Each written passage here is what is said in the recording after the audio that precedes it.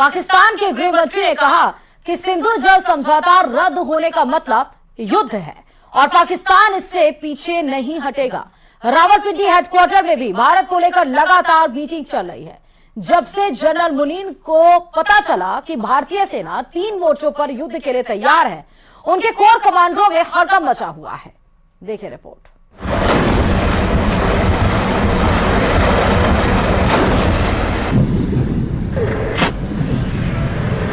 भारत के दुश्मनों को 3 तरफ से घेरा जा रहा है।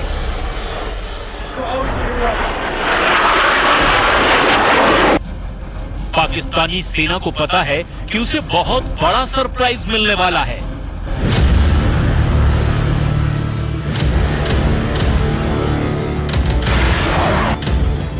क्योंकि पहलगाम में पाकिस्तान के आतंकियों ने जो किया उसकी माफी नहीं, सजा मिलेगी और वो भी सजाए मौत मिलेगी।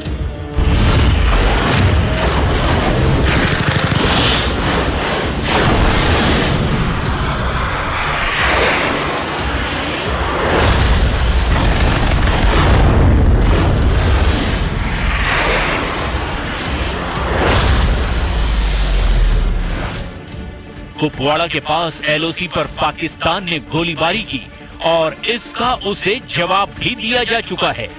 रिपोर्ट है कि अगर पाकिस्तान ने 600 गोलियां चलाई तो भारत ने इसके जवाब में 1300 राउंड फायर कर दिए। यानी पाकिस्तान को एलओसी पर जवाब मिलना शुरू हो गया है। पाकिस्तान के हर अटैक के बदले डबल काउंटर अटैक हो रहा है।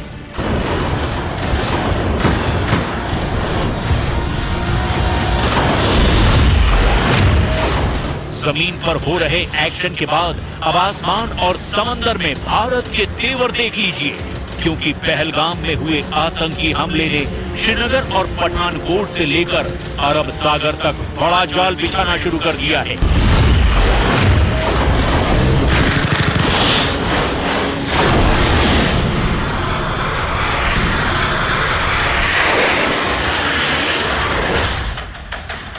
एलओसी से लेकर भारत और पाकिस्तान के बॉर्डर और साथ में अरब सागर तक हाई अलर्ट है।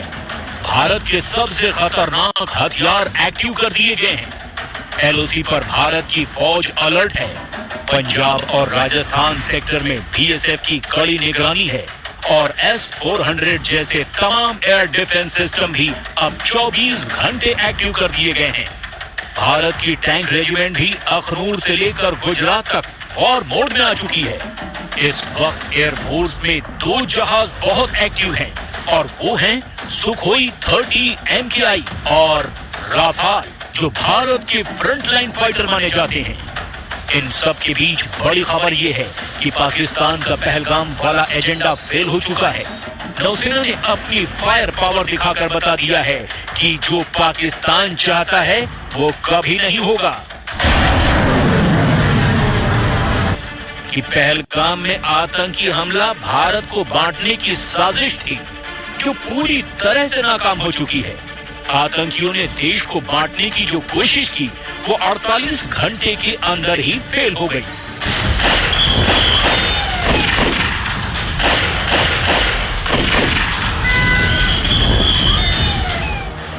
पहलगाम में धर्म पूछकर हत्या करना साफ साफ भारत को सांप्रदायिक रूप से बांटने की कोशिश है और आतंकियों के जरिए पाकिस्तान की रची गई इस साजिश को सीधे सीधे भारतीय नौसेना ने मुंहतोड़ जवाब दिया है।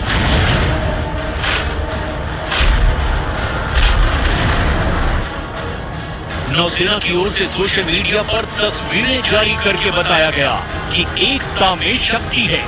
एकता में शक्ति यानी भारत को धर्म के नाम पर बांटने वालों को ऐसा जवाब मिलेगा जिसमें उन्हें तबाह करने का सिग्नल भी है। इस तस्वीर में 5 डिस्ट्रॉयर हैं। 3 हैं विशाखापट्टनम क्लास और 2 हैं कोलकाता क्लास। ये दोनों तरह के डिस्ट्रॉयर भारतीय नौसेना के सबसे खतरनाक जंगी जहाज माने जाते हैं। नौसेना ने साफ बताया कि उसके वॉरशिप मिलकर दुश्मन से लड़ने के लिए तैयार हैं। दुश्मन के खिलाफ अब एक होने की जरूरत है, यानी मैसेज साफ है, बांटने वालों को अब बख्शा नहीं जाएगा। एक ही सफ में नौसेना के 5 जंगी जहाज और इस फोटो के जरिए नौसेना ने अपनी रेंज और फायर पावर की एक छोटी सी झलक भी दिखाई है। पाकिस्तान के खिलाफ नौसेना की क्या तैयारी है, इसे और डिकोड करते हैं।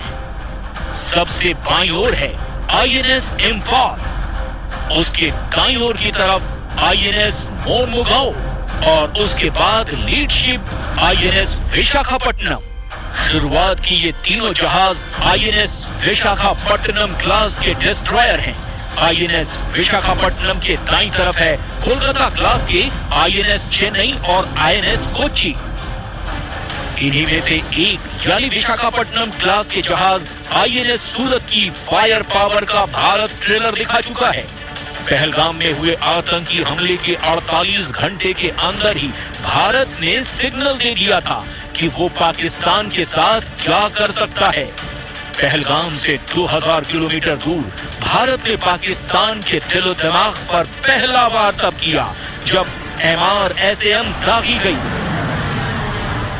INS सूरत से भारत ने MRSAM यानी medium range surface to air missile launch करके बता दिया कि बदला लेने वाला इरादा कितना मजबूत है। 70 किलोमीटर तक आसमानी टारगेट को धमाके के साथ खत्म करने वाली इस मिसाइल ने अरब सागर में बड़ा सिग्नल दिया है। इजराइल के साथ मिलकर बनाई गई इस मिसाइल को INS सूरत से आजमाया गया, यानी विशाखापट्टनम क्लास का वो डिस्ट्रॉयर जिसके मुकाबले का कोई वॉरशिप पाकिस्तान के पास नहीं है। पहलगाम में हुए बर्बर आतंकी हमले के बाद देश भर में आक्रोश का माहौल है। भारत के कड़े रुख को देखते हुए पाकिस्तान के हौसले पस्त हैं। पाकिस्तान भारत को युद्ध की धमकी दे रहा है, लेकिन वो ये भूल जाता है कि उसने कई बार भारत के हाथों मुंह की खाई। जोधपुर में प्रदर्शित यह टैंक पाकिस्तान की बुजदिली की जिंदा निशानी है। बनार रोड की तरफ जाने वाली सड़क पर रखा गया है। T-59 टैंक पाकिस्तान की बुजदिली और भारत की सेना की शौर्य का जीता जागता सबूत है। पाकिस्तान युद्ध अगर करता है या युद्ध की बात करता है तो हमें इतिहास के झरोकों में झांकने की जरूरत है कि पाकिस्तान की वीरता कैसी रही है और भारत के साथ पाकिस्तान के युद्ध रहे हैं, उनमें क्या परिणाम रहे हैं। हर युद्ध पाकिस्तान हारा है। आप मेरे पीछे देख सकते हैं, ये एक पाकिस्तानी टैंक है जो 1971 युद्ध के दौरान बुजदिल पाकिस्तान लड़ने आया था भारत से, लेकिन अपने हथियार ही छोड़कर चला गया और वो हथियार छोड़ के जब भागा तो इन हथियारों को अलग अलग शहरों में प्रदर्शित किया गया। ये पैटर्न टैंक है। तत्कालीन समय में सबसे अत्याधुनिक टैंक जो कहे जाते थे, ये टैंक लेकर पाकिस्तान 1971 के युद्ध में जो मैदान में उतरा था, युद्ध के मैदान में। दरअसल इन टैंक को जोधपुर में लाने का श्रेय सलोडी निवासी जोराराम बिश्नोई को जाता है, जिन्होंने 1971 में पाकिस्तान सेना के 10 T-59 टैंक को अपने ट्रैक्टर की मदद से 13 दिन के अंदर युद्ध क्षेत्र से जोधपुर तक पहुंचाया था। युद्ध के बाद इन टैंकों को अलग अलग उद्देश्यों के लिए इस्तेमाल किया गया, जबकि कुछ को सैन्य संग्रहालयों में प्रदर्शित किया गया ताकि लोग युद्ध की स्मृति और भारतीय सैनिकों की बहादुरी को याद रख सके जो 1971 के युद्ध में पाकिस्तान से जीते गए थे। ये टैंक उस युद्ध में भारतीय सेना की विजय का प्रतीक है। हाँ, बस 1971 में ये छोड़ के चले गए थे। वो कुछ नहीं, गिद्धर बम के है, उससे कुछ नहीं होने वाला है। इंडियन एयरफोर्स बहुत पावरफुल है अभी के टाइम में, विश्व गुरु है भारत, तो बस कुछ नहीं है, गिद्धर बम के है। साल 1971 में पाकिस्तान के पास सबसे उन्नत तकनीक की पैटर्न टैंक थे, जिसके दम पर वो। अच्छा, इसी के साथ ही इस रिपोर्ट में फिलहाल अभी लेता ही बाकी